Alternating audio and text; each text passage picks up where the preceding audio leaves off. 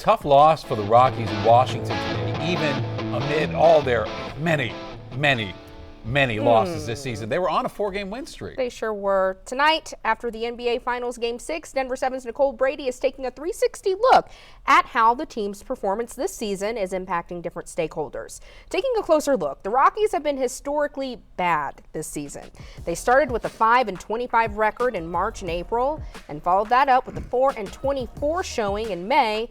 They played better, 8-9 this month, but at 17-58 overall. Yeah, they're still on track to break the record for the worst season in MLB history.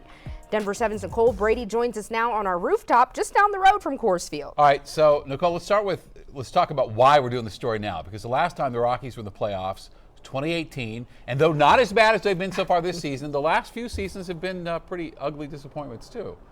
Yeah, you're right, Shannon. And, you know, there's been this idea for a long time that it didn't really matter if the Rockies were good or not. We have this beautiful, amazing ballpark, the best bar in Denver, as people like to say about Coors Field. So there was this ongoing idea that it didn't matter if management did anything. People were going to come to the games whether or not the Rockies were winning. But then this season, it wasn't just that they were losing. It was that we started to see these historical records broken month after month. And national media started paying close attention to the Rockies. So we wanted to know, is this the turning point this year? Obviously, the team did make some changes back in May, firing manager Bud Black, replacing him with third base coach Warren Schaefer, who is now interim manager. But some fans are calling for a lot more than that. So I went out and I talked to fans, diehard and casual fans. I talked to broadcasters who cover the games and the team. I talked to people who work inside and outside Coors Field.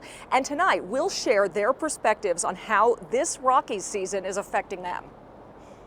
Win or lose, having the Rockies as a neighbor is always going to be a benefit. Who doesn't love an entertainment venue, right? When we had the 21-0 blowout, I was at that game and I was yelling "sell the team." So I was part of that crew that did that. Because you're right, we are frustrated with the management. Ownership in the front office and the team and organization as a whole hopefully is starting to realize with this spotlight that's on them that things need to change. It's the great line that everybody uses in this sport, but it's accurate. That's baseball. Yeah, and the Rockies are still 15th in the MLB for home game attendance this season. Attendance is trending lower, though, than the past 2 years. In 2023, the average home game attendance was over 32,000 per game. That fell to just over 31,000 in 24. And in this year's average home game attendance so far is just over 28,500. So it is falling, but in our story tonight, you'll hear all those perspectives. Be sure to tune in after the NBA Finals game tonight for that full story. And we love to keep the conversation going. So share your thoughts with us on Facebook and Instagram. Hey, and the Rockies are back home. Tomorrow night, they'll be at Coors Field playing the Diamondbacks. I'm Nicole Brady reporting.